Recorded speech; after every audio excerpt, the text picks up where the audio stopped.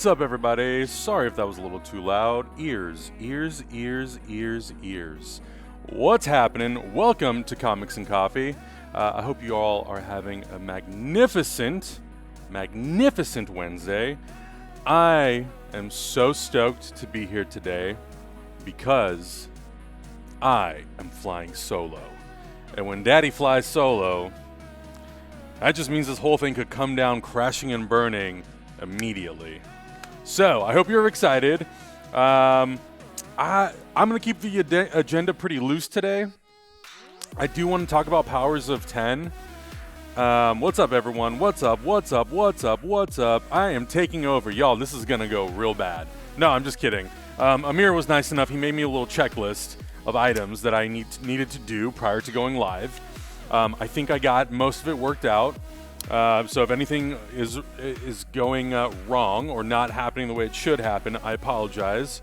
We'll see how this goes. This could crash and burn real quick, or it'll be okay. We're just going to find out. We're going to find out as we go. I'm super excited to be here, though. I'm excited to be here to just talk with you guys. Now, I know Comics and Coffee traditionally, as it is in the title, is Comics and Coffee. But today, I'm staying hydrated. It's pretty warm out in Southern California. I mean, I think it's just warm all over the place for the most part. Megalobazamon. Watch Adam just pull a glass of absinthe from off screen and sip at the top of the show. Look. I know that's the rep I've built up on this channel. Is I'm the one who I am the one who knocks. But not today. There will be a day, though. There will be a day where I will come on stream and I will have nothing more but beer and plum brandy, and y'all are gonna love it because it's gonna be a quote-unquote shit show 25 minutes into the show. So, you know, it's AdamCon, y'all. It's AdamCon. It's all good. But I'm super excited to be here with everybody in the Facebook, Twitch, and YouTube chat. I've got the chat rooms pulled up here, so if anybody has comments and or questions, please do so. If you are using the YouTube Super Chat, I will prioritize your questions. So any tips that come in, I'll prioritize your questions. The same goes for the Twitch chat. Any tips that come in, I will obviously prioritize your questions. I will do my best to stay on top of everything. We'll see how this goes. But let's talk a little bit about what's been happening. So as you know, and for those of you who don't know, the entire team is at Gen Con in Indianapolis. They're all at Gen Con. Lucas and Amir are leaving later today, but Emily and Jess and Michelle, the whole Rat Queens crew, plus Zach and Malika, they're doing streams for Gen Con, I believe, all day today, all the way until, I think, Sunday. So it's going to be a lot of fun. For those of you who don't know, Gen Con is basically the Comic-Con of gaming for tabletop gaming and all sorts of stuff. So if you're at Gen Con or you're checking out the coverage from Gen Con, you'll probably see some people from the team there. I am not there because I obviously have no reason to be. I'm mostly doing all the YouTube stuff and movie reviews and all sorts of those things. So, Pokes chat, y'all awake? Wakey, wakey. What's up, YouTube chat? Y'all awake over there? What's happening? We're going to talk about some stuff. I read House of X, I read Powers of 10, and I got a chance to see Hobbs and Shaw last night, so I'm going to talk about Hobbs and Shaw. And I got Avengers Endgame on Blu-ray, 4K Blu-ray. And that's basically been playing nonstop for the last 2 days in this house. And I'm loving every minute of it. It's so good. It's so good. Someone has to take care of Kaiju BB. Yes, I am babysitting Kaiju BB. He was just outside taking a poop. He's back upstairs now. Hopefully he doesn't eat the house. Fadior says, no 3D. No 3D, my friend. The Avengers Endgame Blu-ray 3D doesn't come out until, I believe, at the end of September, beginning of October. So if any of y'all live internationally, whether it's the UK or any other European country, or there's actually a really cool set, I think it's in Korea. There's a really cool set. I believe it's a 4K 3D set of Endgame. If not Endgame, then for sure Infinity War. But if you know me and you know Hector, we love our 3D. So just saying, if y'all want to hook it up, I won't say no.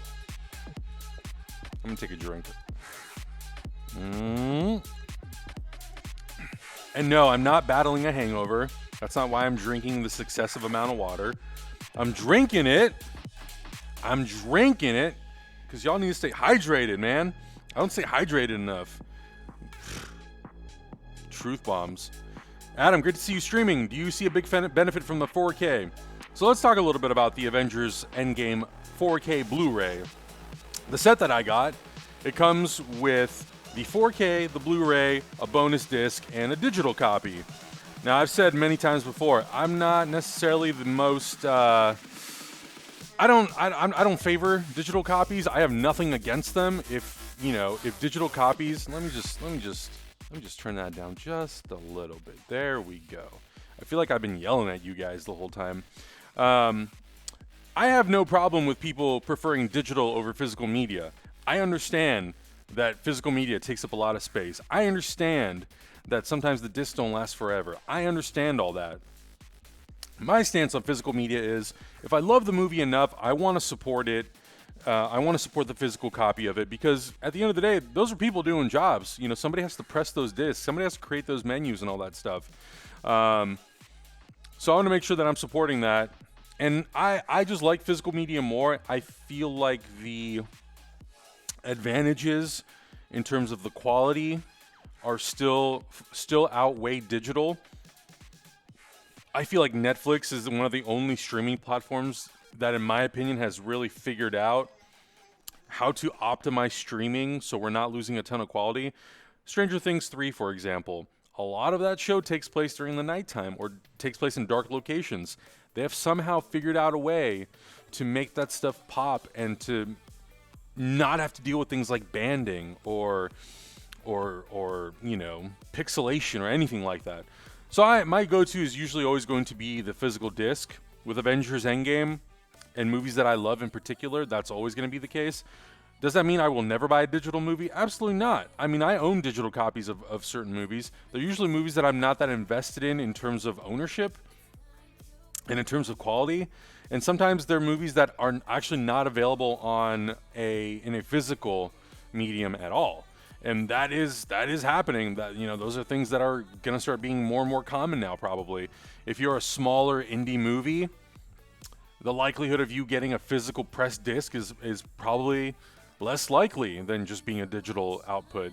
And we're seeing that with companies like A24 and even some of the bigger studios. If it's a movie that doesn't perform huge numbers, you're going straight to digital.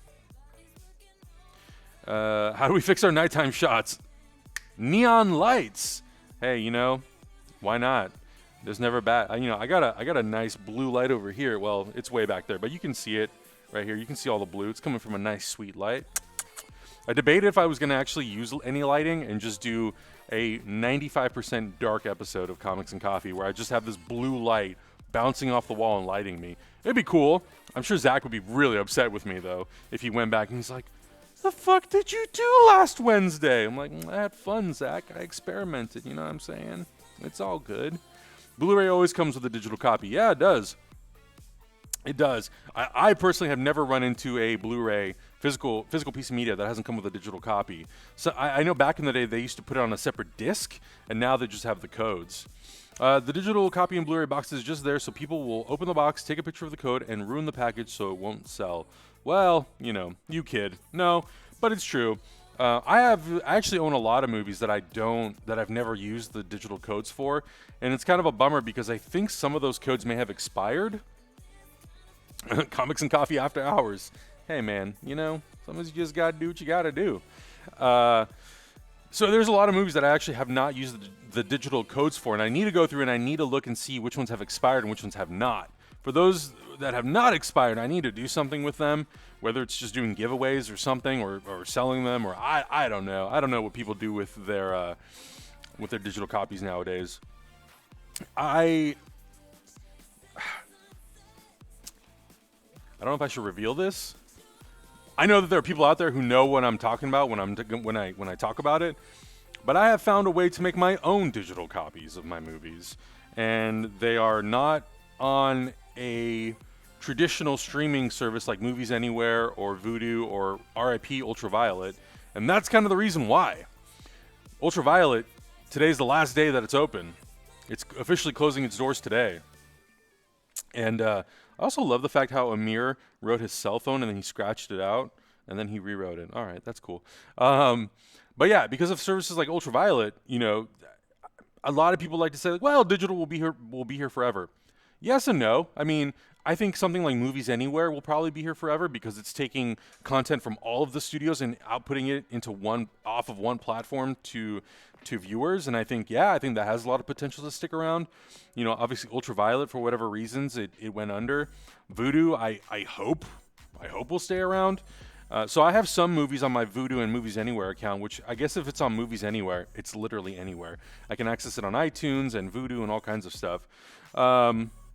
I've used expired codes and still work, John Martin says in the YouTube chat. Well, there you go. And that is true. Some codes say they expire by a certain time, but I've used them and they work and it's all good. I'm not going to repeat what Zenblade said, but you know. If you know, you know. If you know, you know. Yeah. So, I like to make my own. Okay, it's Panda. Okay. Let's not give away them secrets, y'all. But yeah, I mean, and obviously I'm making jokes.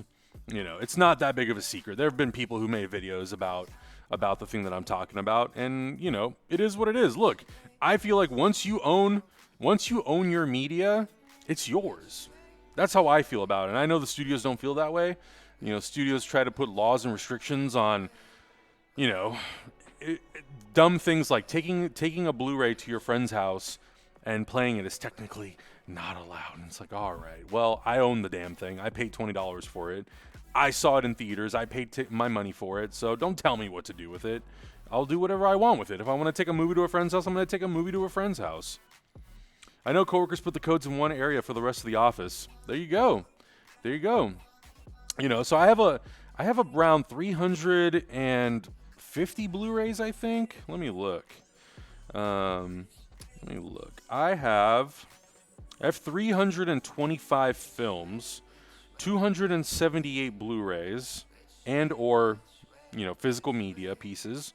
That's broken down between 272 Blu-rays, which has 312 movies total, because some of the Blu-ray sets I have are actual collections. So it might be like a set of 4 movies in one. 79 or 81 4K Ultra HD movies, 44 Blu-ray 3D movies, and 13 DVDs, or 13 movies on DVD format. I thought I had more. I guess I don't. I might. I just got some stuff from a friend. He was getting rid of all of his 3D movies, so I inherited a lot of those.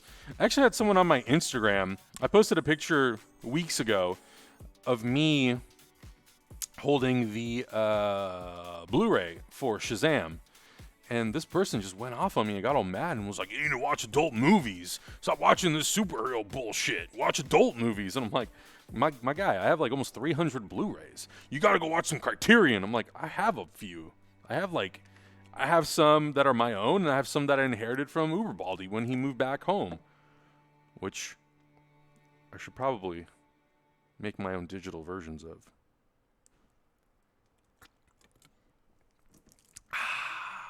Water. So, for the next, I don't know how long.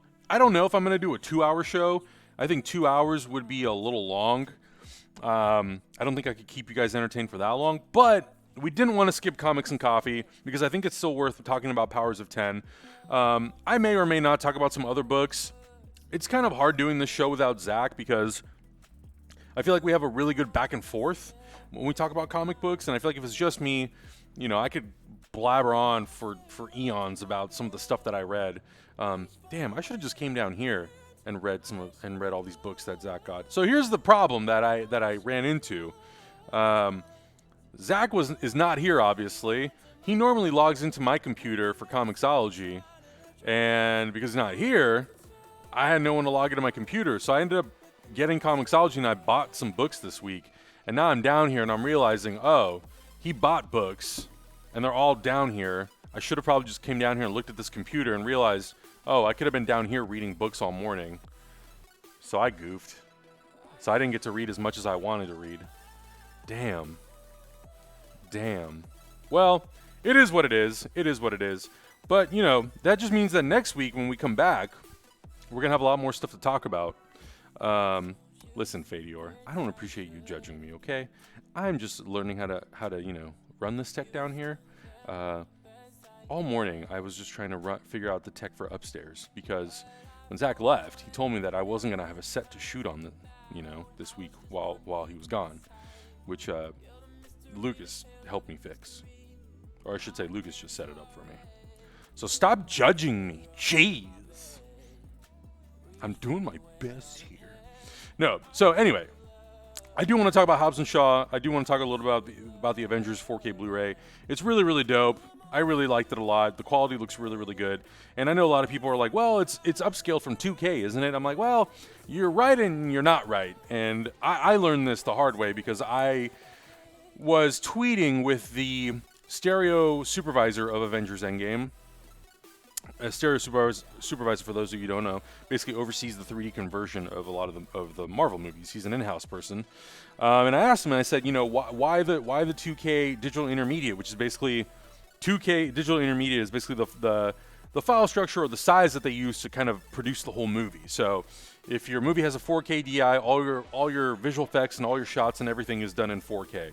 If it's 2K DI, it's done in 2K, so on and so forth.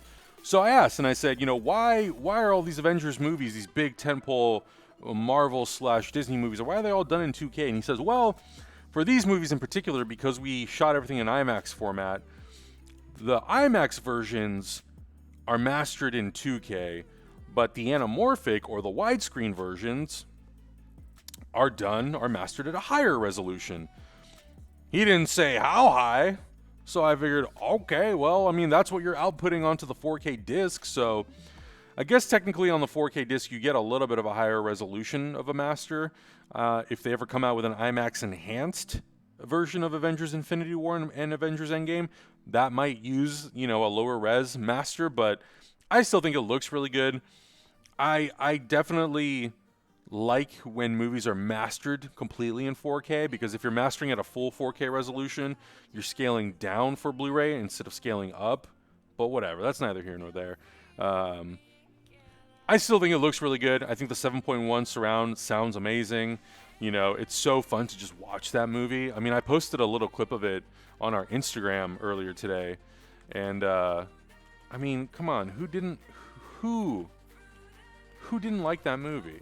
Like, for real, is there anybody in this chat room who was like, that movie was whack? Like, come on, man. That movie was dope. I'm going to play you a little clip. I'm just going to remind you all of the beauty of this movie. I'm going to pause my music. I'm going to full screen this bad boy. And let us just enjoy the beauty of Avengers Endgame.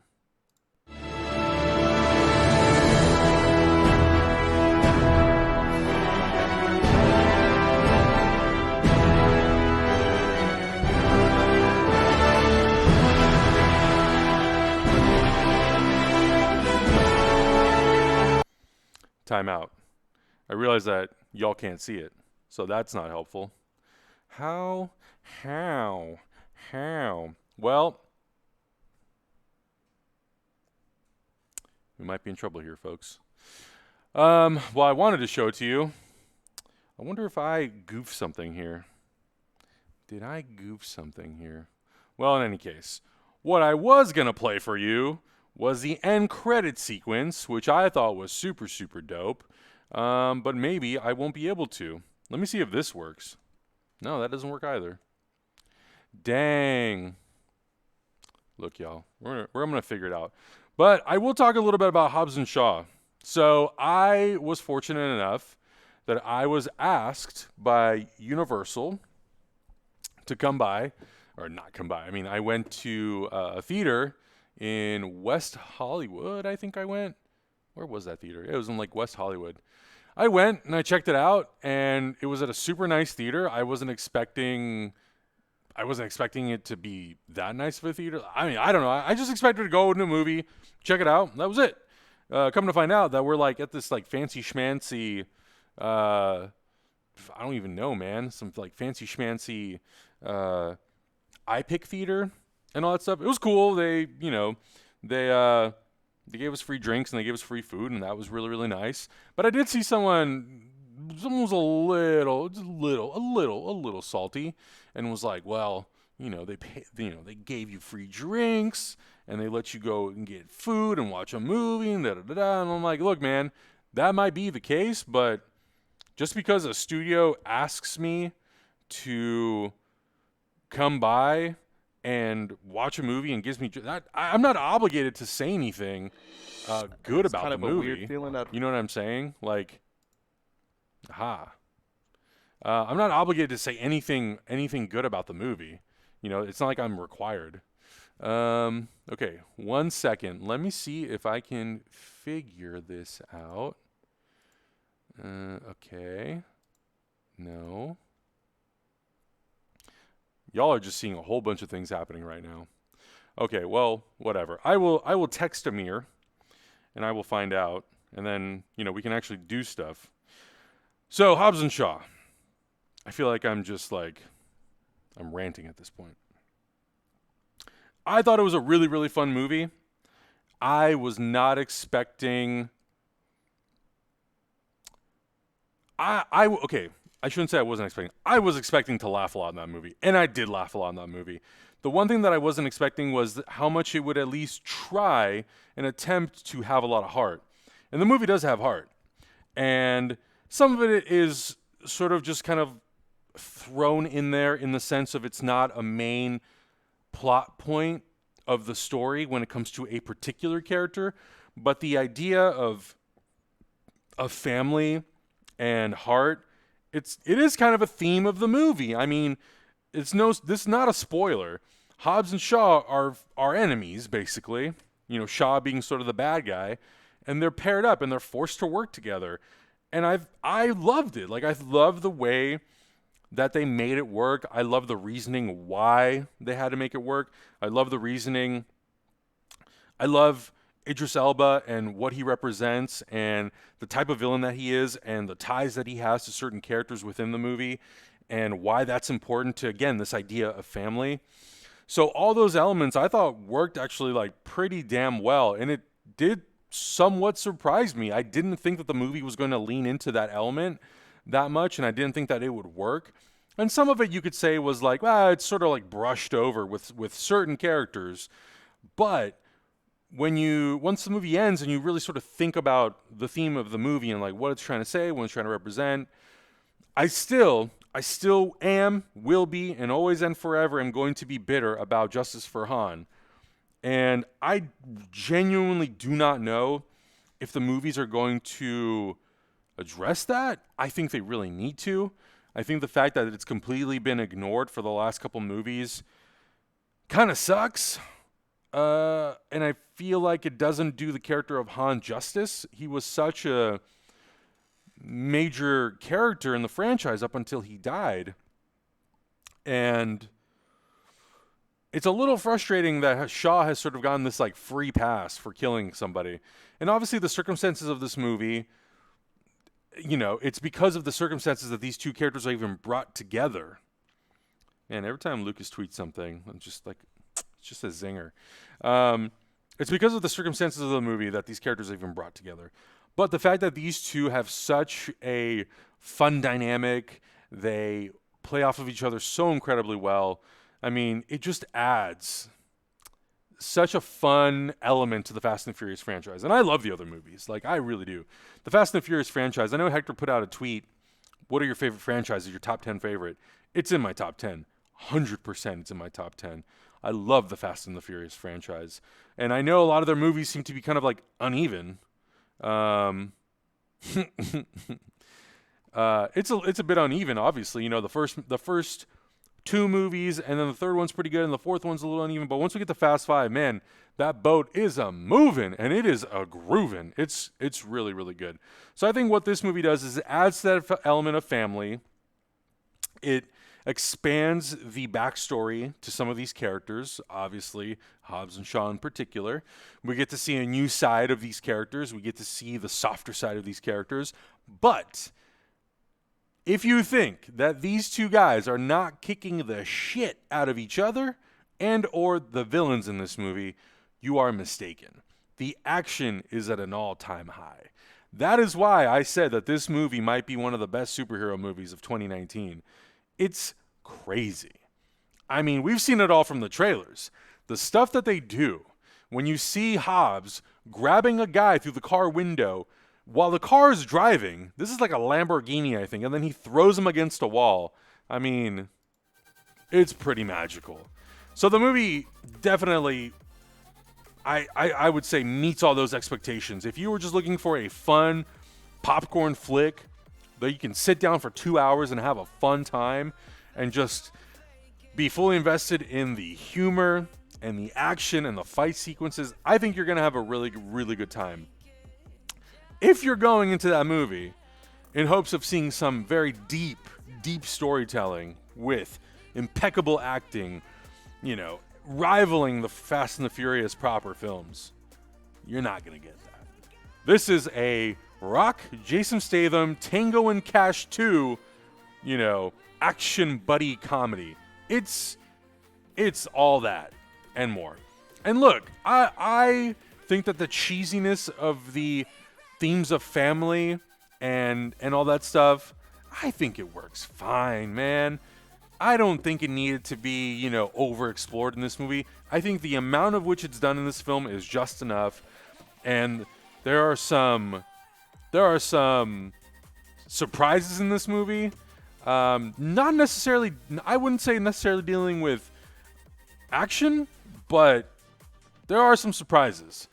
And if those surprises are to lead to anything, then the Hobbs and Shaw franchise could be cooler, potentially, than the Fast and the Furious.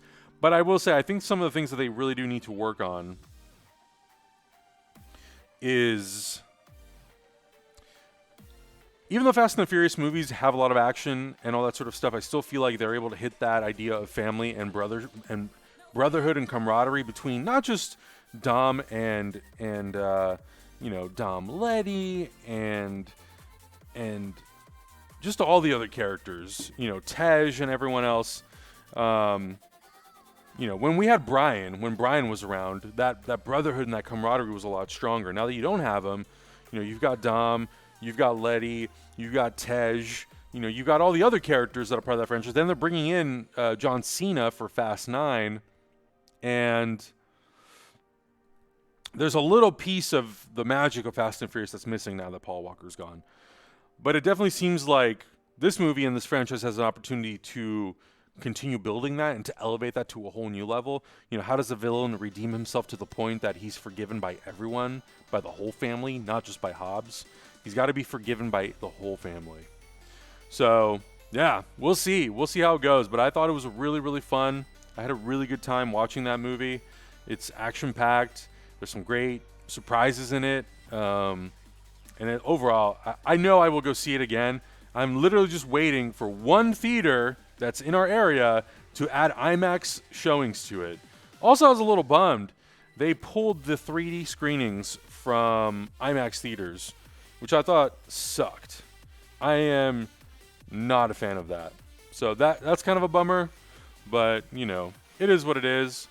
I know 3D is sort of fading out, and it's going to take a lot of convincing for people to, to convince people to come check out stuff in 3D.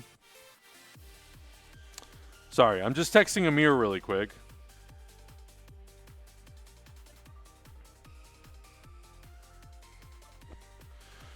But yeah, I don't know. What are some movies? I want to hear from you guys though. You guys are not quiet. You're not being quiet, but I want to know, what are some movies that you guys seen recently?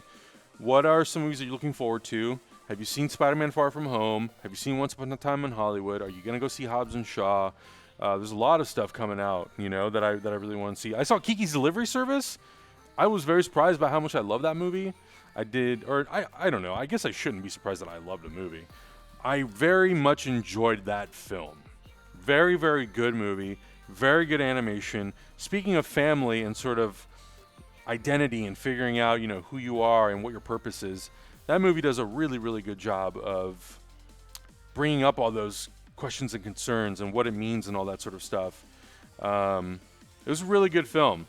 I did tell Emily, I said, if I had $40 million I would give that money to some not super experienced. I don't think it needs an extremely experienced director, but I would give it to an up-and-comer, someone who's worked in the industry a little bit, some female director, and I would give her $40 million, and I would say, hey, take this story, adapt it to live action in any way you see fit, whether it's fantasy or drama or whatever. I think there needs to be a little bit of everything in there, honestly. Like, it's got some humor, it's got some fantastical elements to it, it's got some drama. My only sort of like, what's the word I'm looking for? I don't know. I guess my only like bullet point is you got to shoot it in Europe. It's either got to be Italy or Prague. And the only reason I say that is because literally that whole town that Kiki is in feels very European. And they never say where that town is. And from what I've learned about the book, according to Emily, is that it's all sort of fantasy and fiction. So there really is no real town. There is no real city. So it was really good. I really, really liked it a lot.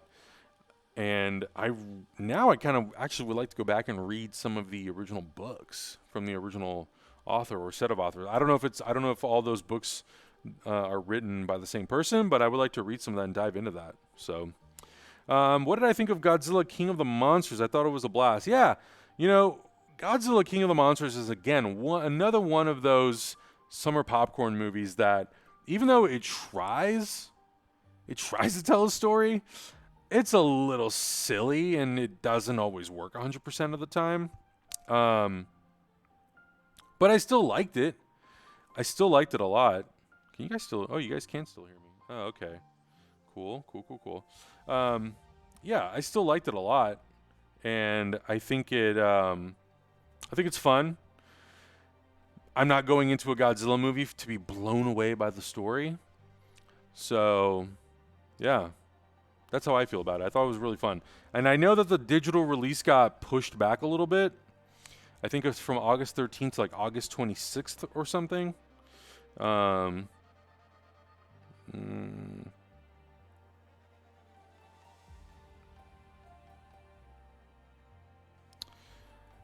I'm looking forward to seeing that movie. I also should be getting Detective Pikachu in the mail very soon. I'm very much looking forward to revisiting that movie. I really dug Detective Pikachu. And I get it, if you're a huge diehard Pokemon fan, maybe the movie wasn't the movie that you were expecting. But I really liked it. I thought it was really fun. Again, talking about heart. It had heart, in my opinion. I really dug it. Ryan Reynolds' little cameo in there was fun. Yeah, I have not seen the Irishman trailer. You know what we should have done? This episode of Comics and Coffee should have just been an episode of me reacting to videos. Because I feel like there's a lot of trailers that I have not seen, and Irishman is definitely one of them. And I've been waiting, mostly because I want to do a trailer reaction, and I'll probably just end up doing it by myself. But, I definitely want to see it. Mads Mikkelsen is in line to play Revolver Ocelot due to his involvement with Death Stranding and friendship with Hideo Kojima. There we go. Nice. Yeah, I mean, look, it's a Pokemon movie. Megalo Blazemon says Detective Pikachu had heart, but boy, did the story fall apart in the third act. It was very much, what the fuck? Yeah. Yeah, there are some things that happen in that movie that I'm like, oh, what? I don't get it. It sort of sums up and concludes in kind of a weird way. But the rest of it I thought was very enjoyable and I liked it. So Amir texts me back.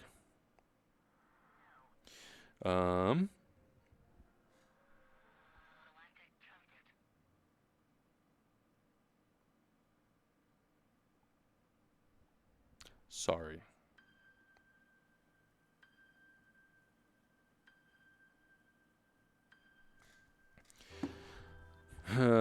Is it really Amir's birthday today? Is that a lie? Is it really Amir's birthday? Irishman looks fine. Yeah, you know what? I think the biggest thing for me and the Irishman is not figuring out, but seeing what it looks like to do all of the de-aging. The de-aging thing for me is really hit and miss. I think it's worked. You have to unplug the orange issue at the back of the tower. on the table. Oh. Hold, please. I'm going to do something real quick.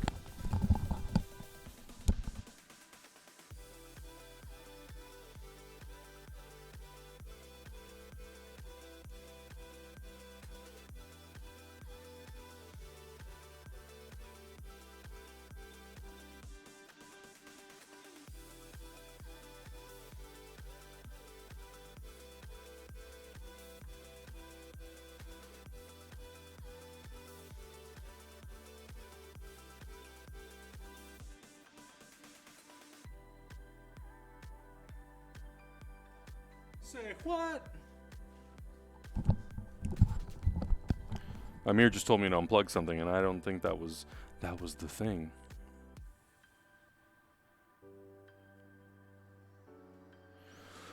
Oh, well, let's see. Yay! Moment of truth. Hey, thanks, Boo. Thanks, Amir.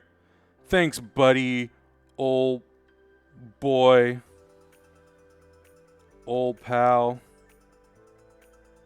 And happy birthday if it's really your birthday. Boom! Take that. How you like them apples? Okay. So, now that we've got that fixed, let me go back to what I was going to show you, and I want us to all enjoy this glorious moment that is Avengers Endgame. I'm going to full screen that bad boy, and I'm going to take the playhead back to the beginning. And I'm going to turn it down just a little bit because it was pretty flippin' loud. It's fine. Everything's fine. Everything's fine. Okay. So, boom. Let's enjoy this moment.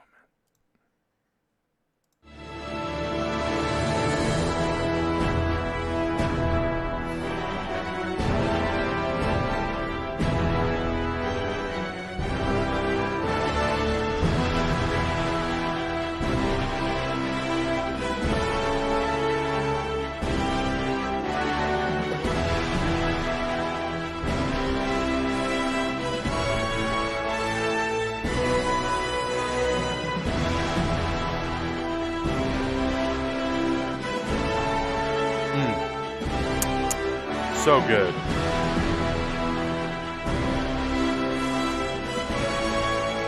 We're going to get a copyright strike, and I don't give a damn.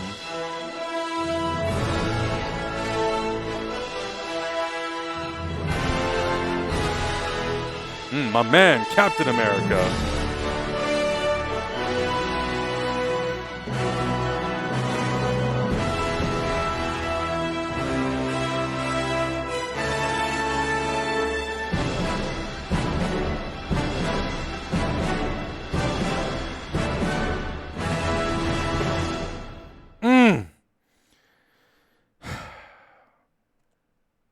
That, ladies and gentlemen, is what you call tingles the jingles.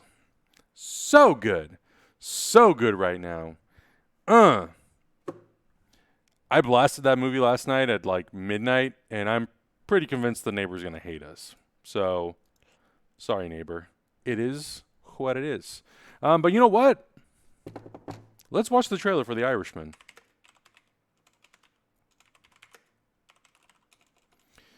At some point, we will talk about Powers of 10, but I do want to see this trailer. And I can either do a reaction video, or I can just clip it out of this. And then put it on here. So, let's see. Netflix,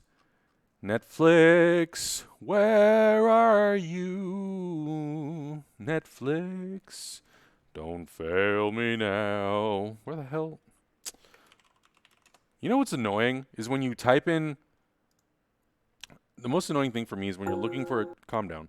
When you're looking for a trailer for something and the official page never pops up at the top of the search, and I think to myself, why the hell not? Why is it the first thing that comes up? Why does what culture pop up? I don't give a damn about you, what culture. All right, calm down. Let me get my full screen mode on. Let me do a little switchy switch. Hey, we've never done trailer reactions like this. I like this. Okay. Let me just kill my Spotify here. And you know what? I'm just going to treat this like a trailer reaction. That way I can clip it out. So I'm going to do a little intro piece. So bear with me, and let's do this. Hey, what's up, Thumpers? Welcome to another trailer reaction from Hyper Rabbit Power Go. I'm doing a trailer reaction solo here. I'm actually doing this live during another show. So I have an amazing chat room here, and we're going to talk about The Irishman. But first, let's watch the trailer.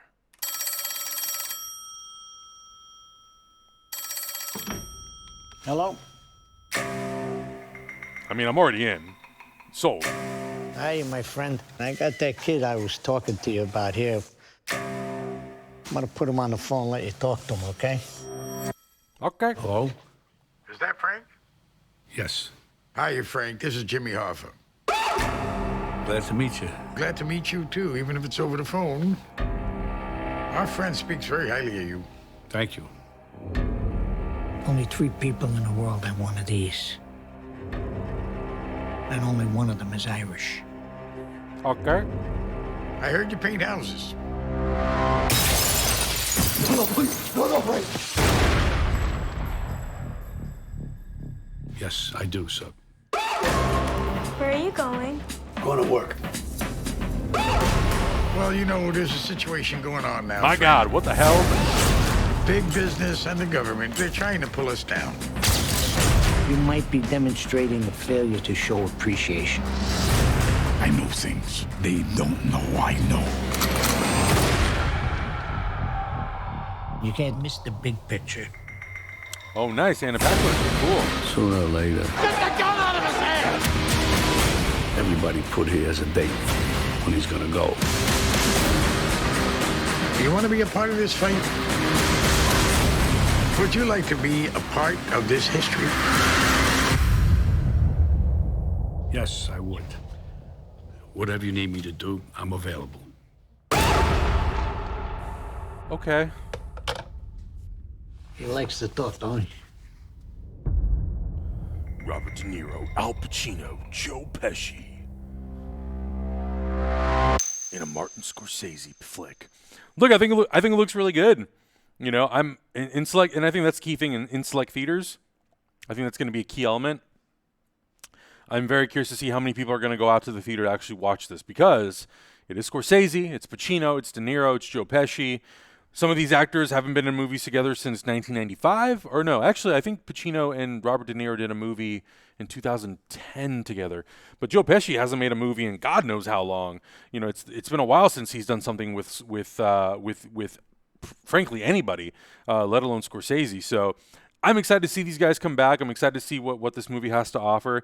I think a lot of the de-aging looks pretty good. There was one shot, and look, we're watching this on Netflix YouTube channel where there's a lot of compression. It probably isn't going to do it a lot of justice. If I went on Netflix's actual website and maybe watched it through the TV, maybe I'm going to get a lot better quality. Quality didn't do it justice here. It looks a little plasticky, but if I find a higher quality version, then maybe it won't look like that. You'll see more texture in the skin. But it doesn't seem like they were trying to de-age these guys too much. But there definitely obviously is quite a bit of de-aging. These guys are getting up there. They're up in their 70s, I think, you know, low to mid 70s. So they're getting up there in age. But I'm always up for a good gangster flick. And if anybody can do one like this, of this style with these actors, it's going to be Martin Scorsese. That's sort of his bread and butter. So I'm really looking forward to this movie. I will go out to see it in theaters because I do want to support Scorsese as a filmmaker. I want to support these actors. And I hope if it does really well and the performances are off the charts and impeccable performances by these 3 actors, I would like to see Joe Pesci come back and do more stuff. I really miss seeing him. You know, he's so great in Home Alone, but he's so great in so many other movies that he's done as well. And that's how I know Joe Pesci from childhood, is through Home Alone, and then discovering all of the incredible films he's done, you know, all the way through the, you know, obviously mostly the 90s, including Lethal Weapon. I think Leo Getz is a really funny character. I really like Leo Getz. So I hope to see more of him, and I cannot wait to see what this movie brings. But I'm curious to hear some of your guys' comments. Pacino's nearly 80. Yeah, so there you go. A lot of these actors, they're getting up there. So a little bit of de-aging ain't gonna hurt anybody, if you know what I mean. So I'm excited. Yeah, it definitely gives me flashbacks to the 90s. Yeah, I mean, it definitely feels like it's tapping into that 90s era of gangster flick, that late 80s, early 90s. But mostly, all those things like Goodfellas and Casino, really tapping into that era. And, yeah, they were already old in Goodfellas. I mean, that movie's from 1985, I think. So, you think about that, they were already, a guy like Pacino was already in his 60s, which is crazy because he's so good in Heat. If you have not seen Heat, Michael Mann's Heat, Al Pacino, De Niro, Val Kilmer, very good movie. Very good movie. One of the best heist films I've seen, and a big inspiration for movies like The Dark Knight. So, yeah, My Cousin Vinny with Marissa Tomei, Aunt May, really good flick. I mean, Joe Pesci's filmography is pretty damn good. He's got a lot of really great stuff. And a lot of those, I mean, obviously De Niro and Al Pacino do as well. Look, I love me some Bobby De Niro in Meet the Parents. He is hilarious. So funny. Really enjoy watching him in almost anything that he's in. And, some of these guys are still doing stuff, not as much as they were obviously doing in the 90s. And leading into the 2000s, I would say that Meet the Parents is sort of like the last really big thing I think De Niro did, and that was 2001 or 2000 actually. But he may have done something in between then. I'm just probably blanking right now, but I'm super excited and looking forward to this movie. For those of you who are not watching us watch this trailer live, I'd love to know your thoughts in the comments below. Make sure you guys are subscribed to Hyper RPG on Twitch and on YouTube so you guys can see all the latest stuff that we're doing. Thanks for watching. And now back to the live audience. But yeah, Heat is an amazing movie. So it's cool. I mean, what's another trailer? The Lighthouse. Let's check out The Lighthouse. This is another one that I've been wanting to check out. Robert Eggers' new film. Robert Eggers was the director of The Vavitch. If you have not seen The Vavitch, it is on Amazon Prime, I believe. And, Silence. That was another Scorsese movie with Andrew Garfield, Adam Driver, and who's the third actor? I'm forgetting. Liam Neeson. Shutter Island, DiCaprio, and Scorsese. When Martin Scorsese works with Leonardo DiCaprio, I feel like that's when those two are doing a lot of great stuff. I'm not the biggest fan of Shutter Island. I have issues with it, but man, other movies that those two have done, really, really good. Okay, let's check out this trailer for The Lighthouse. And just like before, I got to do the intro, baby. What's up, Thumpers? Welcome back to another episode of Hyper Heroes. No, we're not doing Hyper Heroes. We're doing a trailer reaction. Welcome back to another trailer reaction from Hyper Rabbit Power Go. I'm doing a trailer reaction for The Lighthouse. I'm doing it during another live show, so I have the beautiful Twitch and YouTube audience and Facebook audience here watching along with me, and we're going to be checking out this new trailer, the first trailer, the official trailer for the Robert Eggers film, The Lighthouse, starring Willem Dafoe and Robert Pattinson, and here we go.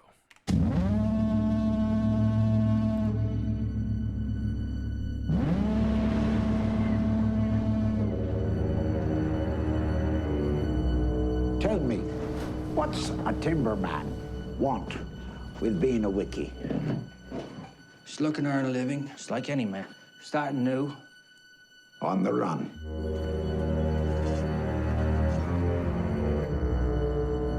Keeping secrets, are you? No, sir. Why don't you spill your beans?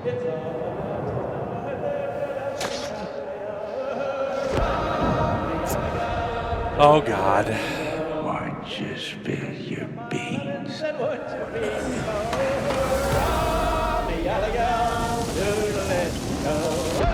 don't you spill your beans? Sledgehammer performances. Okay. Shit's gonna get real.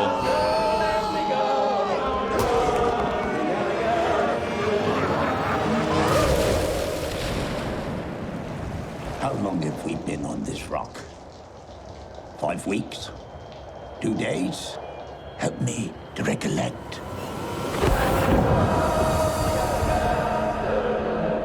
Okay. Well, that shit looks terrifying. It's gonna be bonkers, bananas, crazy. I loved The Witch, or The Vavitch. I really, really like that movie so much. So Robert Eggers teaming up with Willem Dafoe and Robert Pattinson is a sold for me. Also, one thing that I appreciate about this trailer is Robert Eggers is definitely trying to embrace a unique style with this movie. I think this movie takes place in 1898. I could be wrong. So the fact that he's really going back and also utilizing the style to his advantage and shooting it on 35 millimeter black and white film, not color, it's black and white film, and using an old lens, I think from the 30s, to shoot this on. Now you notice that it's a very square. That is not accidental. That is not YouTube or A24 messing up the upload. That is the format it's supposed to be in. I believe the exact aspect ratio of this movie is 1.21 to 1. And I think it was an old movie tone format that Fox developed in the 30s. It was not used very much. It was I'm not sure how many features were actually made in that format, but it's even more square than 1:3:3 or 4:3, the old TV format that we're all used to. It's even more square than that, obviously, with it being only like 1.21 to 1. It's not much wider than it is tall. But I think that creates fun opportunities to do stuff, especially if and I think this movie will be shown in IMAX theaters. So most traditional IMAX screens, unless they're the new digital screens, which are 1:9 to 1, they're more rectangular. The classic film IMAX screens can be anything from, I think some of them might be even taller than 1:3:3. So watching this in an IMAX screen, if you have a traditional 70 millimeter IMAX screen anywhere near you and this movie is playing there, you should go see it there, because they're going to blow up the picture to this incredibly huge format, and I think it will look really cool. And the fact that it is supposed to take place in the late 1800s and it will be shot on 35 millimeter, and you're taking 35 millimeter and blowing it up to that big of a size, you'll get a lot more added sort of like granularity and all that sort of stuff. The image will not look as clean, but I think that's kind of the point of this movie.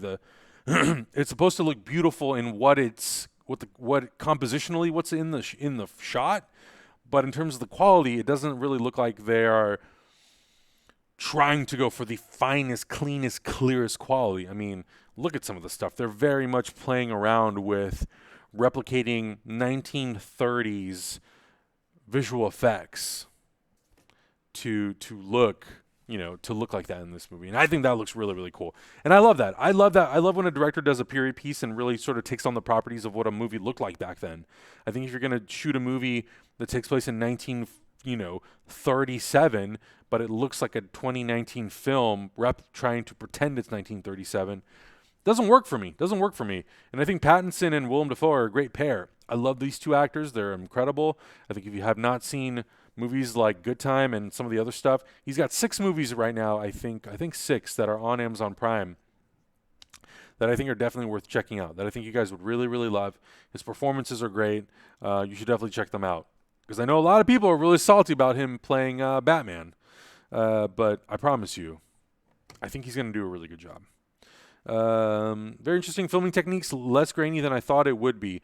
Yeah, and a lot of that, to be completely honest with you, could also be because we're watching it, again, on YouTube. YouTube compression sucks. I really do wish that these studios, when they put these trailers out, they render them at a higher bit rate and that they actually render them in 4K, because when you upload 1080 content at 4K or just 4K content in general, the bandwidth is higher because the platform understands it needs to pump out more bandwidth and more bitrate, so it tends to just look better. When you upload stuff at 1080, even when you do it at a higher bitrate, it compresses it so much. So I think you'll see a lot more grain when you see it theatrically on screen. I think just here it's lost because of all the compression. I mean, it's unfortunate.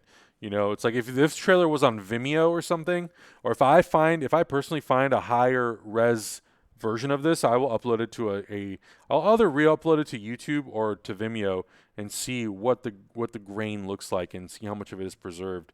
Because I'm not saying that this isn't necessarily going to be super grainy, but 35 millimeter full frame film, it'll look good. It'll look good. I'm okay if it has a little bit of grain, but so I'm excited for that. Is there any other trailers that we have not seen? By the way, if you are not watching this live, let me know down in the comments below what you think about this first trailer for The Lighthouse. Are you excited for Willem Dafoe, Robert Pattinson, Robert Eggers? What are you hoping to see? What are you hoping this movie has? Or do you think it's going to be sci-fi? Do you think it's going to be fantasy? Do you think it's going to be horror? Do you think it's going to be a mixture of all three? Let me know in the comments below. Subscribe, HyperRPG, Twitch, YouTube, do all the good stuff. And we're going to keep doing this show here. But yeah, you're not watching. I'm not watching this live. How dare you? How dare you? How dare you? Filmmaking is like baking a cake. You can make it better or sweet with the right ingredients, but it's very easy to make it rotten. You're not wrong. You're not wrong. Making movies is tough. Making movies is tough. Hey, thank you so much for that resub. 41 months, Mr. Ray Parson. Tier 3. Thank you so much. Adam, did you see the Grayson trailer yet? What? What you talking Grayson trailer? What is this Grayson trailer? Is this fan film that came out years ago? What Grayson trailer? Tell me now. Tell me now. Yeah, it better not be a Dick Grayson trailer. Fan of Heat? Check out the One Heat Minute podcast on Apple Podcasts. It's epic. yes. I have heard of such podcasts where these podcasts break down like a minute of a film every episode, right? Is that kind of what I'm getting from this? That's what it sounds like. Loved it. Chapter 2 trailer reaction. Loved the It Chapter 2 trailer reaction you did. Thank you so much, Dolmite. It's fun getting Emily to do spooky, crazy trailers because she hates them, and I'm a terrible human being. I was worried you were going to forget to close out the segment. I almost forgot. It's really weird trying to do trailer reactions while you're doing this show live. Have you seen the trailer for Little Monsters with Lupita Nyong'o and Josh Gad? I have not. Guys, we're just turning this into a trailer hour. I already gave you my thoughts on Hobbs and Shaw. We will probably do a more proper review. And we're going to talk about Powers of 10. Good God. What the hell is this? What are y'all making me watch now? What are y'all making me watch? I'm going to watch it. Okay. What's up, numbers? Welcome back to another trailer reaction from Hyper Rabbit Power Go. We're doing a trailer reaction for Little Monsters, as suggested by the amazing chat room that I'm doing this show live with right now. I don't know anything about this movie. I know that has Lupita Nyong'o, so I'm very excited about that because I love her. And we're just going to watch this, and I'm going to pray that I don't get the crap scared out of me. Lieutenant, sir, why are we here? It's zombies again. Gross. Fast ones or slow ones, sir? Slow. Thank God they're slow. Next stop, Pleasant Valley. Okay, so this is a comedy. Great. Oh my God. Hi-ho, Teddy. Aren't we having a super fun time on our trip? I want you all in the line in front of me and away we go. Why are we stopping? Must be something in the way. What is it, Miss Caroline? Oh no. Oh, stop the tractor! Are you okay? Yes! Don't be scared. That's terrifying. Who remembers how to play tag? Well, those funny-looking people out there are it. Go away! We have kids out here! Oh my God, I don't give a shit. What's happening? Gosh, Gad, you dick. We're all gonna die. Are we gonna die, Miss Caroline? No, it's part of the game. The zombies are not real. Like, fuck, they're not! Oh my God. It's a bit scary. What are we doing? We're scared. What's the song we can sing? If you're happy and you know it, clap your hands. We can't stay here Good indefinitely. Lord. I'm not going anywhere. You're bigger idiots than I thought. And I thought you were both the stupidest people I've ever met. If you're happy and He just got Thor smacked. My job is to keep you safe. Stay here until I get back. if you're happy What in the hell? behavior is unacceptable. Max started Max is 5 years old. And if you can't use appropriate language with a 5-year-old, I'm going to have to ask you to disembark. Ah, you idiot!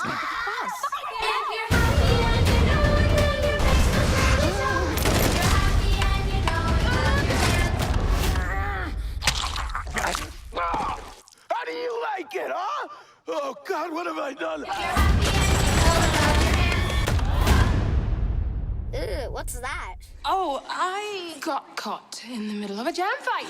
Don't taste it, okay? Josh Gad, you big stupid dummy. Good God. That looks 1, funny, 2, ridiculous, and 3, Josh Gad, you big idiot. No, it looks fun. I don't know if it's a movie that I'm gonna run out to theaters to see. It looks like it's a fun concept and a fun movie. Yeah, I don't know. I'm always down for a really good comedy, zombie horror movie. So this looks like it could be a lot of fun, but we'll see. But let me know in the comments below what you thought about this trailer for Little Monsters, whether or not you're going to see it. You excited to see Josh Gad bite some kids? I'm not, but maybe you will. We'll see you in the next reaction. Anyways, so hello, chat room. It looks fun. Yeah, it looks fun. Looks like a fun popcorn movie. A lot of fun. You never know. Looks like low budget, very indie. So it's hit and miss, right? It's hit and miss. If there are any other trailers, let me know. And, man, y'all are just throwing trailers all over the place. This is going to be just the trailer hour. But I do want to talk about Powers of 10. I think that's really the only book that we're going to focus on in this episode. Mostly because, I had a little bit of a debacle trying to get some other comics read, and I ended up spending money on comics I didn't need to because I could have just came down here and read some comics, but whatever. That sucks, but oh well. So Powers of 10, the first of 6 issues in the parallel storyline of this brand new retelling of the X-Men. Last week we talked about House of X, which I thought was a really, really good start and a really solid start. And I was just very intrigued and surprised by the lengths that they went to reintroduce a lot of these characters and Krakoa and what it means and teasing a parallel universe and what that parallel universe could be. I think the biggest thing for me personally for this issue is the way that we are introduced to the potential multiple timelines of this X-Men world. And that's illustrated right here just on the first page. X to the power of O. The X-Men, year 1, the dream. X to the power of 1, the X-Men, year 10, the world. X2, the X-Men, year 100, the war. X3, the X-Men, year 1000, ascension. So we sort of get to see Professor Xavier, and we do confirm, obviously, that this character in the middle, or in the second panel, is in fact Charles Xavier. And we get to see Xavier in a few different ways. We get to see him in all of these ways, which I'm very interested to see. Okay, what are we doing? Why are we jumping around from XO, X0, X to the power of 0, and introducing Xavier prior to sort of how we come to know Xavier, to then jumping into, having these tarot cards of sorts with these characters on here, which we're obviously going to get into later on in this book.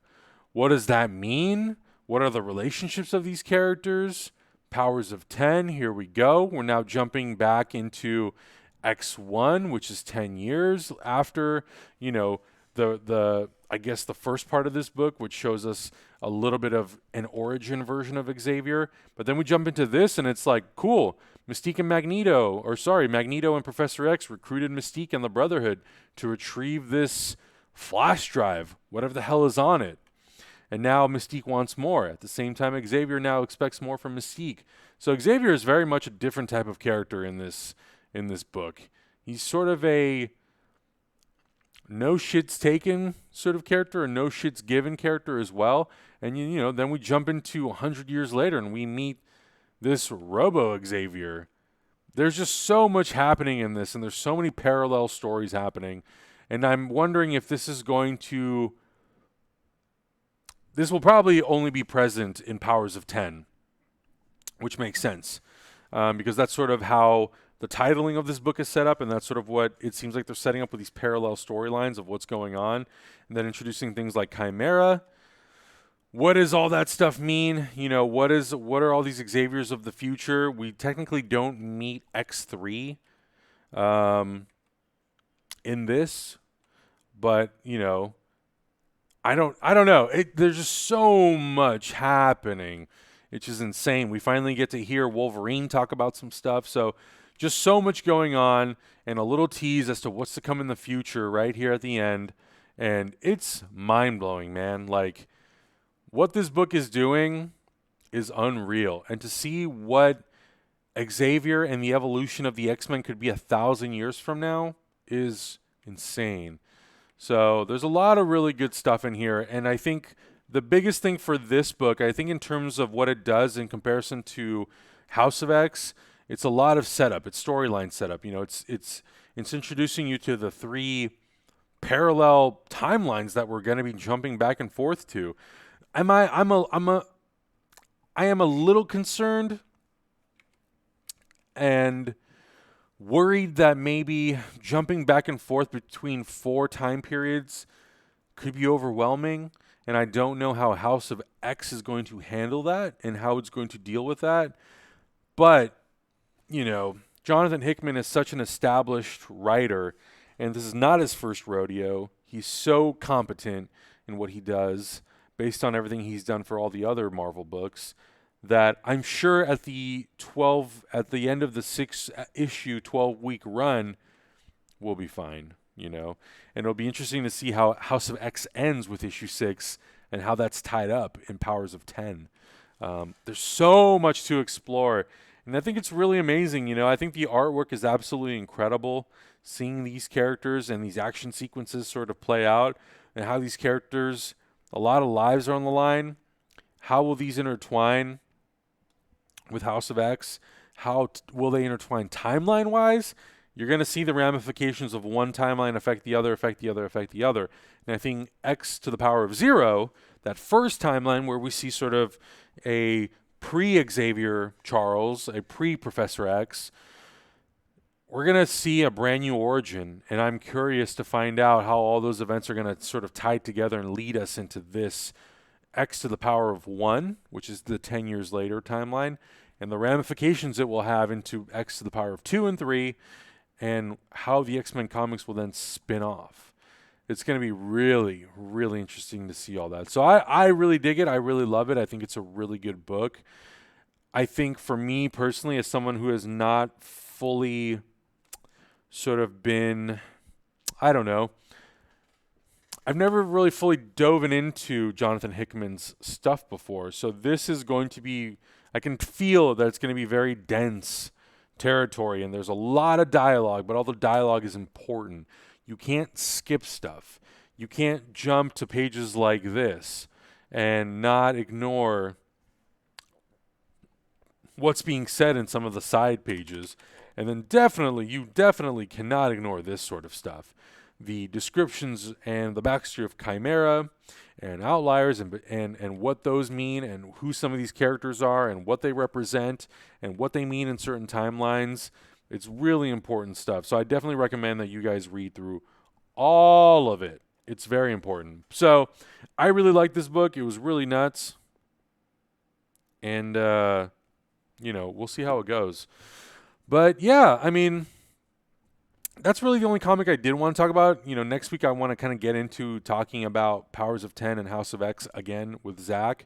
And I will definitely talk more about some of the other titles that I read. You know, I picked up some other stuff like Star Wars, is it Resistance? Star Wars Resistance?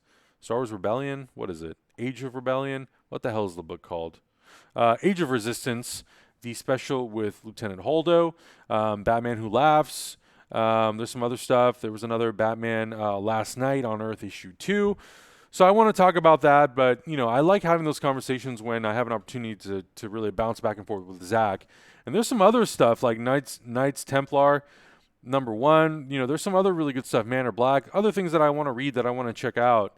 And I want to be able to talk about it with somebody. You know, I can sit here all day and just spit comics. And I know I did on the last episode that I did by myself, and it was fun. But, you know, I want to know from you guys, though, is there anything that you guys are reading that has really sort of stuck out to you this week in particular? And even any other weeks, you know, like I want to go back and I want to read some of this stuff. There was also another DC book that oh no, he did get it, Justice League Dark #1. So I want to explore some more stuff, but really Power of 10 is so intense, and I really wanted to be able to just kind of focus on that, and I had some other stuff going on. So New Fantastic Four. Oh yeah, is there a New Fantastic Four? Let me look. A lot of Deadpool stuff this week. I don't see a New Fantastic Four book. Let's see here. Fant Four Stick. Yeah, I'm sure Last Night on Earth is really good. Look, I really liked the last issue, and I really liked what they were doing. And Black Label has been surprising me with some of the stuff that they're doing. You know, there's some really good stuff happening here. Who's there? Yeah, I really dig the artwork. I like the style and all that stuff. You know, I like the way that they've designed Batman in this. And, you know, where it ends last time, I was like, what the hell is going on? But, you know, Joker in a glass jar, that's fun stuff. So, yeah, I mean, it looks like there's some really cool stuff happening in this book. So I definitely want to go back and give it a look and all that sort of stuff. So I definitely will. You know, like I said, I got other stuff that I'm going to be doing this week as well. I want to do, you know, I guess I kind of handled the trailer reaction portion of what I wanted to talk about. So I guess that's taken care of. But I'm going to be producing some other content this week. Some stuff you might see on Hyper. Some of it you might see on my own channel. I'm really going to start exploring that avenue. You know, I feel like I've been doing a lot of stuff here at Hyper, and I want to start focusing on some of the things that I want to be doing. I definitely want to check out Killers as well. I read Murder Falcon. It had a lot of heart and was a lot of fun. It reminded me of Scott Pilgrim. Murder Falcon is dope. I don't know if I actually... Let's see. Let me see if I can find it. I have a photo that I was able to take with the creator of Murder Falcon when I was at SDCC a couple of weeks ago. Also, by the way, if you have not seen our Phase 4 breakdown video where the guys and I talk about all the announcements that were made at SDCC, you should definitely check that out. At the same time, we're doing a bonus Phase 5 video talking about Blade, Fantastic Four, X-Men, Captain Marvel 2, Black Panther 2, Guardians of the Galaxy Volume 3.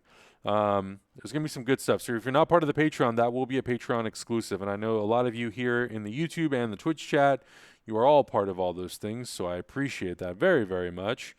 Let's see here. Where is that photo? That would have been on Friday night of Comic-Con. I tweeted a lot of stuff on Saturday because there was just so much stuff happening. The Marvel stuff and whatnot. And also thank you to everybody who retweeted and read all those tweets. It was a lot of fun being in that panel. It was a lot of work also, but it was cool. So here it is. Holy shit, I met Murder Falcon creator Daniel Warren art tonight. Please read his comic. Please read this comic book. It's so good. Yeah, he was a really, really nice guy. Super, super humble guy. He was just excited to meet someone who, you know, or not just me. There was other people there who had read Murder Falcon, but he was just so stoked to meet people who were fans of Murder Falcon. Really, really nice guy. I highly recommend his book. Go support him. He's a cool guy. We also met Michael Cudlitz that night, and he was a really cool guy as well. I had a really fun time just sort of like hanging out at con and meeting some people and all that sort of stuff. So it was really cool. But, you know, I want to say thank you to everyone who has been supporting our Patreon. You know, we're doing our best to try to pump out as much content as we can. We tend to sometimes fall behind a little bit, just mostly because we're doing Comic-Con, now it's Gen Con, and some of the stuff needs support from all ends, whether it's tech support and all that kind of stuff. So, you know, everyone here is doing the best that they can. We're just very busy. You know, we're really busy running a lot of stuff here at, you know, 10 things at once as we normally do. But I'm obviously having a good time doing content and all that sort of stuff. But, you know, just be on the lookout. Be on the lookout for more stuff that I'm going to be doing on my YouTube channel. I think my YouTube channel is just youtube.com/AdamHlavik. You should be able to find it. And then also make sure you guys are constantly supporting Hyper RPG, whether it's on Twitch or YouTube and all kinds of stuff like that. You know, we're doing a lot of stuff here. We're doing a lot of stuff, and everyone's working really hard to try to provide, you know, the best content possible. Adam, did the camera you took to Comic-Con come back to life? It's in the process of hopefully coming back to life. We went out and we got it serviced. Let's see, a couple days, I think like 3 to 4 days ago, Zach and I went and took it to get serviced. So hopefully it comes back to life. It's under warranty, and if that's the case, hopefully all will be fixed and you know, it won't come out of pocket. I know that Zach ended up buying a GH5S, which they are using at Gen Con. Not sure if that camera will stick around or if he'll end up getting rid of it. But, you know, we'll see. We'll see. Yeah, Zach has the live rig. So in terms of Gen Con stuff, I want to make sure that I do just shout that stuff out. I don't know the whole schedule by heart, mostly because, like, you know, that's just how it is. I think it's Gen Con TV is where we're doing... you've got Time Machine. This content is unavailable. Say what now? Say what now? What you talking now? Yeah, so it looks like there's stuff happening pretty much every day for the next 4 days. I think they're mostly in charge of doing all the streaming stuff for Gen Con. So, you know, if you guys want to check that stuff out, okay, calm down. If you guys want to check that stuff out, check it out. I know Zach and Malika are running a lot of that stuff. You know, you're going to see a lot of people from Hyper popping up on that. Emily is having fun. Okay, you don't need to rub it in my face. I get it. I'm also very excited that nobody's here for the next 4 days. I get to have the whole house to myself. So that is what it is. I'm going to try to just shoot as much content and have a lot of fun. Hang out with you guys. You know, if you guys are following me on Instagram, on Twitter, you guys want to talk about movies, you guys want to talk about Blu-rays, you guys want to talk about anything that, you know, is my forte, I'm here, y'all. I'm here. I'm here to hang out. You know, if you guys want to see Kaiju Baby on some streaming, y'all let me know. It's AdamCon 2019. Not really, but I just want to hang out. I just want to hang out with you guys and have a whole lot of fun. So, if you guys have any other stuff you guys want to talk about or check out, let me know. Otherwise, you know, the stream will probably cut out a little early than usual. You know, I'm not going to do the full 2 hours because, you know, I think between all the trailers that we watched and we talked a little bit of House of our Power of 10, you know, I'll probably end up cutting this a little bit early. Can you play on Zach Comp? What do you mean? Play on Zach's computer? You mean y'all want me to game? Y'all trying to get me to game right now? Is that a thing that we're doing? Have you seen the trailer for the Witcher, Queen and Slim, or A Beautiful Day in the Neighborhood? So Queen and Slim, the new Daniel Kaluuya movie, there was a trailer that played with for that right before I saw Once Upon a Time in Hollywood. Actually, I didn't get a chance to talk about that, Once Upon a Time in Hollywood, and as well as the trailer for A Beautiful Day in the Neighborhood. In terms of The Witcher, I did not see the trailer for The Witcher, so I guess we could watch that. But I will talk a little bit about Once Upon a Time in Hollywood. I've seen a lot of opinions flying around about this movie. Some people really liked it. Some people really did not like it. I liked it. I didn't love it. I thought the movie was a little too long for my taste. Blech. I thought the movie was a little too long for my taste. It was about 3 hours long with the trailers. Some parts of the movie really, really worked for me. I kind of wish we would have just gotten more stuff with Brad Pitt and Leonardo DiCaprio, to be honest. Having two buds who are just like Hollywood homies who go to set with each other and just hang around and have fun. And, you know, he's Leo's stuntman, and we get to see him do a few stunt things, but not really. That's kind of the point of the movie. It's about, you know, aging out of Hollywood and aging out of what the current trends are, which is something that, you know, we deal with all the time. I went to that screening yesterday of Hobbs and Shaw, and I felt like a grandfather. All those influencers that were out there were like 15, 16 years old. It was really weird. I felt really out of place there because all these kids were super, super young, and then there's me. I ran into Peter Sidarso. He was awesome. He's hopefully going to come by. He's probably going to come by and maybe watch some movies and hang out and stuff. We won't be live streaming any of that, but it'll be kind of cool to just have him around. Is it better than The Hateful Eight for you? Yeah, I think so. I think I liked Once Upon a Time in Hollywood more than The Hateful Eight. I think Hateful Eight, it moved slow, but I also wasn't as invested in the characters, whereas with this movie, I really liked the characters a lot. And it's always fun to see Quentin sort of embrace filming in Los Angeles, and seeing Los Angeles through his eyes is always fun for me. There were some locations that I definitely recognize, like Coyote Cafe, places that I've been to, and Casa Vega, another place that I've been to. So it's cool to kind of see that and see Westwood and see some of the theaters in Westwood and some of the locations they film at in Hollywood. You know, things that I've seen and experienced that I think is really, really cool. The ending of that movie is insane, and I don't want to say any more than that. But again, you know, it's a fantasy. Once upon a time in Hollywood, it takes some liberties, but you know, I liked it. I didn't love it. I still think that movies like Django and Inglourious Bastards and Pulp Fiction and Kill Bill are sort of like my top tier Tarantino movies. That doesn't mean I don't like his other movies. I think I perhaps controversial, I don't think Quentin Tarantino has made a bad film.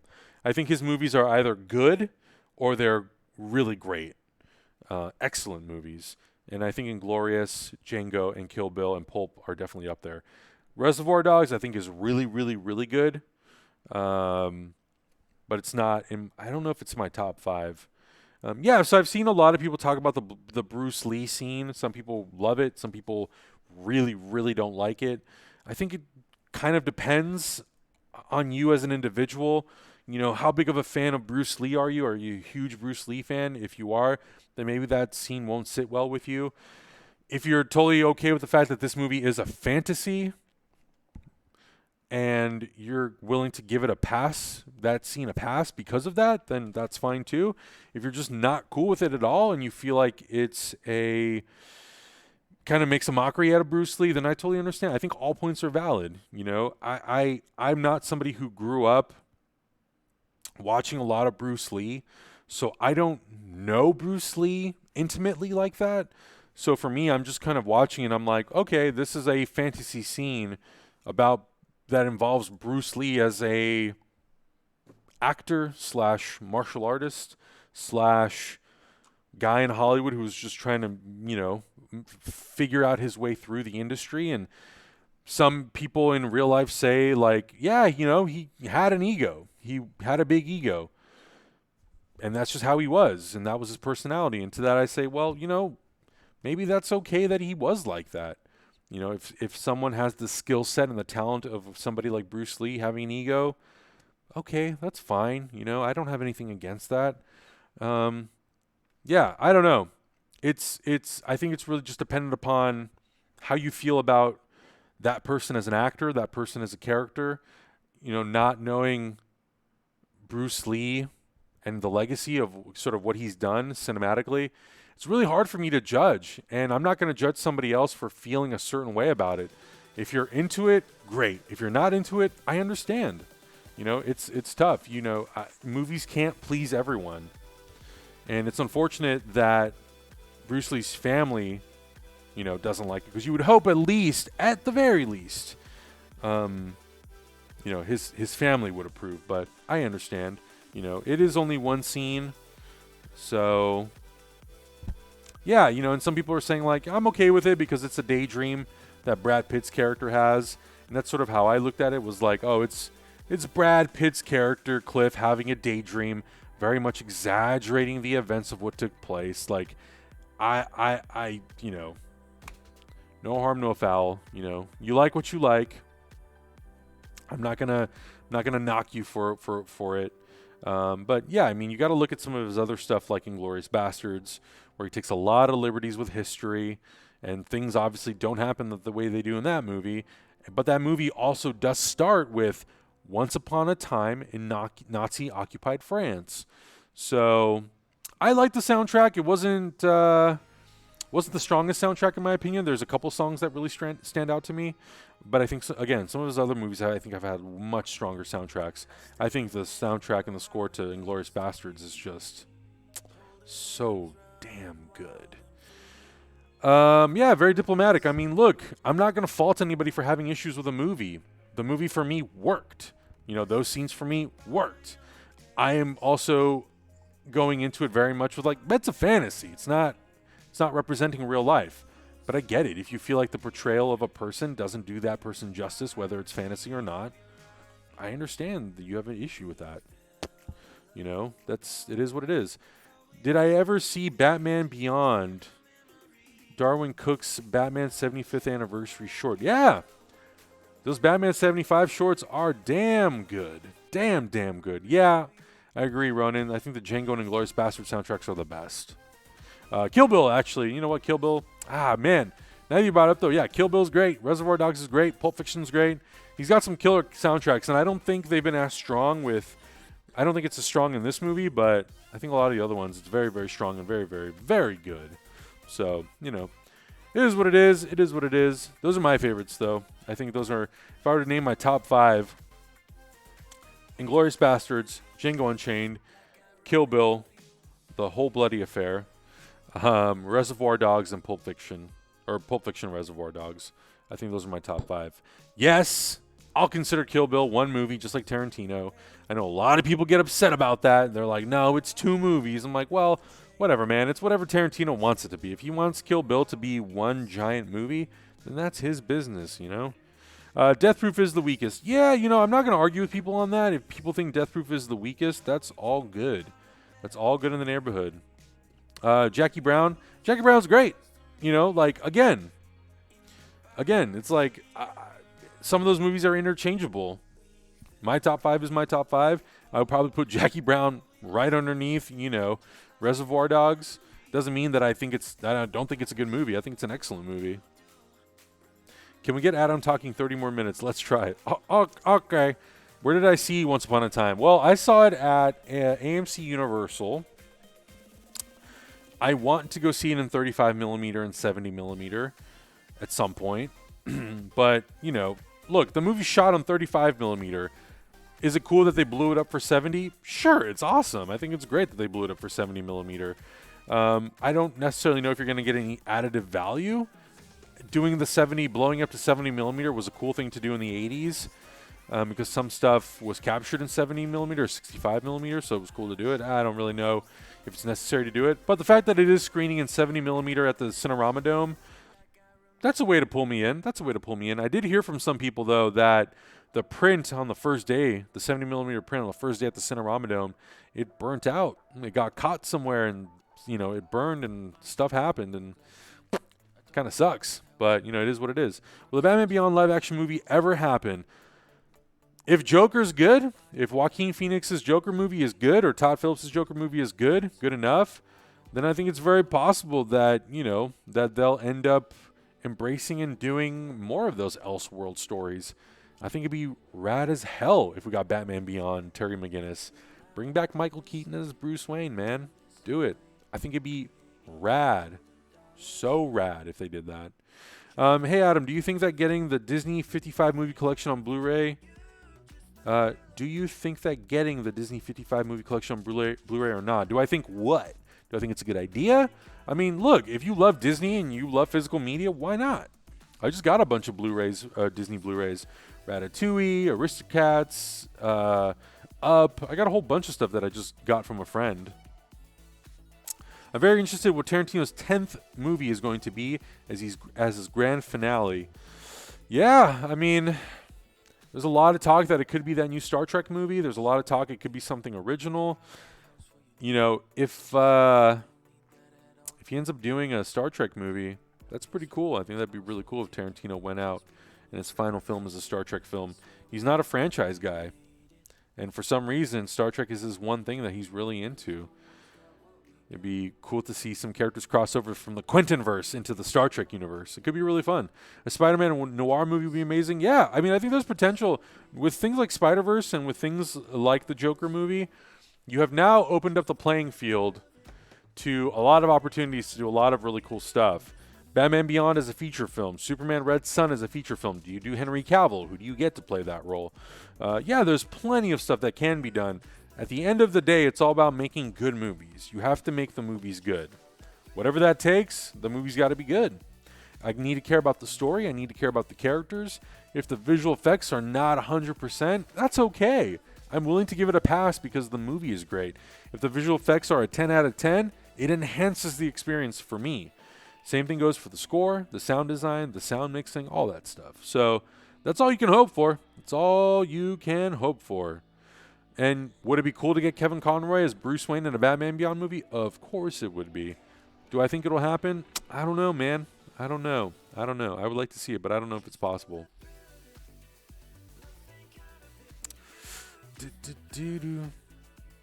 I doubt he would have full creative control over Star Trek. Yeah, I mean, that's the thing with a guy like Quentin doing a Star Trek. You know, can you play within the boundaries and the confines of what Paramount Pictures would sort of expect from you when you're making a Star Trek movie? But if they're saying yes to him making an R-rated Star Trek movie, maybe it's all, maybe all bets are off. Maybe it's sort of like whatever.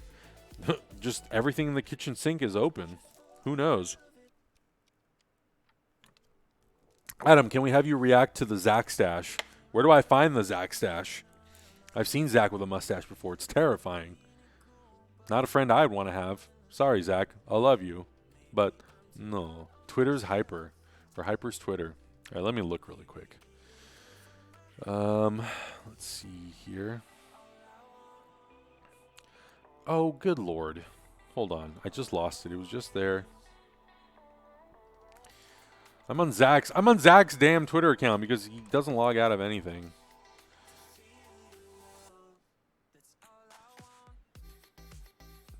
Oh God, I'm terrified.